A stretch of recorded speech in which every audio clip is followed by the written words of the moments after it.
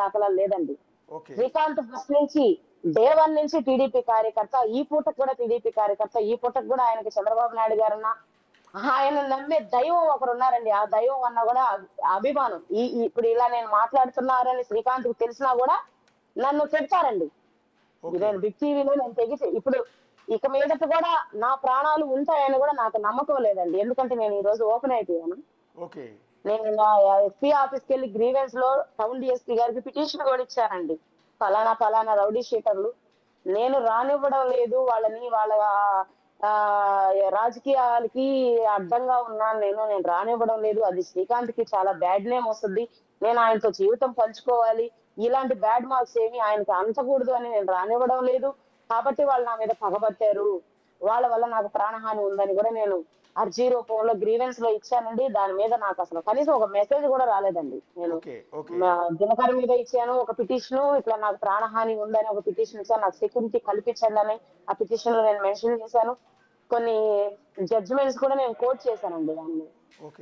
అది ఏది కూడా నాకు మామూలుగా గ్రీవెన్స్ లో పిటిషన్ వస్తే వెంటనే వాళ్ళ ఆధార్ నంబర్ తో లింక్ చేసి వాళ్ళు వాట్సాప్ గవర్నెన్స్ అనే ఒక వాట్సాప్ దానిలో నాకు మెసేజ్ వస్తుందండి. ఇంతకు ముందు నా మీద ఒక లాయర్ గారు అసత్య ఆరోపణలు చేస్తూ గంజాయి అమ్ముతుంది, రెడ్ శాండ్లు అమ్ముతుంది అని ప్రెస్ మీట్లు పెడితే దాని మీద నేను గ్రీవెన్స్ పిటిషన్ ఇస్తే వెంటనే నాకు దానిలో మెసేజ్ వచ్చింది. నాకు న్యాయం కూడా జరిగిందని కూడా ఆ రిపోర్ట్ నాకు వచ్చిందండి.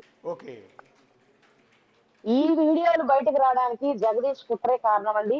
జగదీష్, జెమిని అనే రౌడీ షీటర్లు ఇద్దరు కలుసుకొని శ్రీకాంత్ ని నన్ను ఇబ్బంది పెట్టాలి, మమ్మల్ని మానసికంగా గురి చేసి మమ్మల్ని మేమంతటా మేమే చెయ్యాలి అని ఈ మానసిక వేదన అంతా పెడుతున్నారండి. ఆ కారణంగానే మాతో మంచితనంగా ఉంటూ తీసిన వీడియోలన్నీ కూడా బయటకి ఇచ్చారు. మా మీద లేనిపోని పిటిషన్లు పెట్టండి. నాకు ప్రాణహాని ఉందని నేను పెట్టిన పిటిషన్ మీద ఏది ఇంతవరకు నాకు ఏ సెక్యూరిటీ కల్పించలేదు.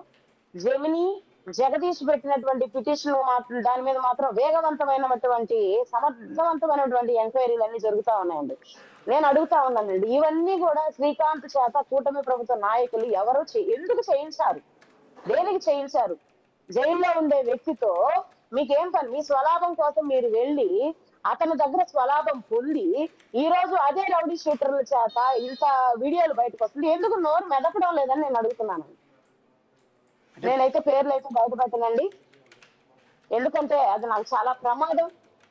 ఇప్పుడు ఇంకా మీదట నేను అసలు అంటే నేను బిగ్ టీవీ లైవ్ లోకి నేను వస్తానా రానో కూడా నేను చెప్పలేనండి ఈ లైవ్ తర్వాత. అంటే ఏంటి ఇదంతా బయట పెట్టిన తర్వాత మీకు కూడా ప్రాణహాని ఉందనుకుంటున్నారు ఇప్పుడు కూడా? ఖచ్చితంగా అండి, ఖచ్చితంగా. ఎందుకంటే అండి ఆ అబ్బాయికి బేసిక్ గా జగదీష్ ఎస్సీలు అంటే పడదండి. ఆ అబ్బాయి సొంత ఫ్రెండ్నే, సొంత స్నేహితుడిని, ఎస్సీ క్యాండిడేట్ ని చీప్ గా చంపేశాడండి ఆ అబ్బాయి.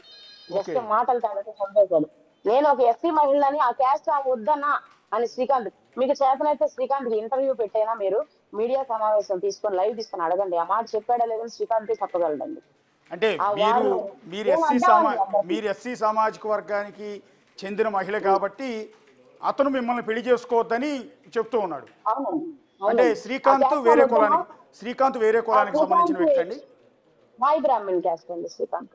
ఓకే. ఇప్పుడు ఈ కొలిశెట్టి జగదీష్ అంటే ఆ వీడియో తీస్తున్నప్పుడు మిమ్మల్ని అక్క అక్క అని పిలుస్తున్నారు, మీరేమో జగ్గు అంటున్నారు. జగ్గు అని పిలుస్తారు అతన్ని?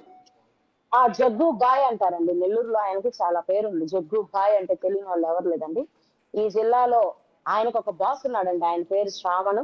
ఆయనకి సపోర్ట్ అండి మొత్తం. ఆయన నంబర్ కొట్టినా కూడా ట్రూ కాలర్ లో ఏమొస్తుందో కూడా మీరు చూసుకోవచ్చు అండి. శ్రావణ్, జగదీష్, జెమిని, ఉమ్మడి వెంకటేశ్వర్లు, ఇంకా మరి కొంతమంది అందరు కలుసుకొనే నా మీద నేను అడ్డం అండి వాళ్ళకి. ఎందుకంటే అప్పుడు శ్రీకాంత్ ఒకప్పుడు బయట ఉన్నప్పుడు టీడీపీ కార్యకర్త కాబట్టి ఆయనకుండే పరిచయాలు ఎమ్మెల్యేలతో కావచ్చు, ఇంకొకరితో కావచ్చు, ఆ పరిచయాలు ఆయన పేరు వాడుకొని వాళ్ళు బయట చేసే ఇవన్నీ కూడా అతనికి తెలియవండి. అవి నేను తెలియపరిచానండి. వాళ్ళు ఇలా చేస్తున్నారు, అన్యాయాలు చేస్తున్నారు, దుర్మార్గాలు చేస్తున్నారు, వాళ్ళు సెటిల్మెంట్లు చేస్తున్నారు. ఆ రంగంతా కూడా నీ మీద పెట్టి నీ పేరు చెప్పి శ్రీకాంత్ కే రుద్దాలని చూస్తున్నారు. కోసం నీ పేరు కోసం ఆ నాయకులు స్పందించి వాళ్ళ మీద కేసులు కట్టద్దు అని పోలీసు వాళ్ళని ఒత్తిడి చేసి అది అంతా మాఫ్ చేస్తున్నారు.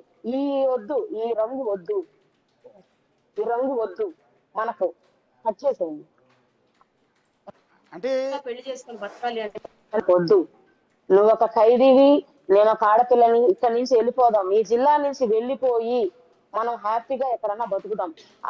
గవర్నమెంట్ కూటమి ప్రభుత్వం కనికరించి క్షమాభిక్ష పెడతాది. క్షమాభిక్ష పెట్టిన తర్వాత మనం వెళ్ళిపోయి పెళ్లి చేసుకొని ఆనందంగా జీవిద్దామన్న నా మంచి ఉద్దేశమే ఈ రోజు ఎంటైర్ ఆంధ్రప్రదేశ్ మొత్తం హాట్ టాపిక్ గా మారిపోయిందండి.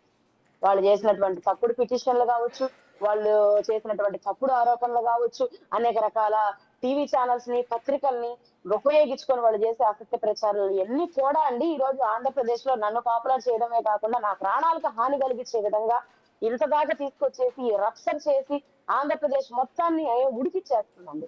అసలు నేను అడుగుతున్నానండి, ఈ అధికారులందరూ ఎందుకు సమాధానం చెప్పాలి? ఈ రౌడీ షీటర్లు చేసే ఈ యొక్క మైండ్ గేమ్ కి ఎందుకు ఈ అధికారులందరూ సమాధానం చెప్పాలి?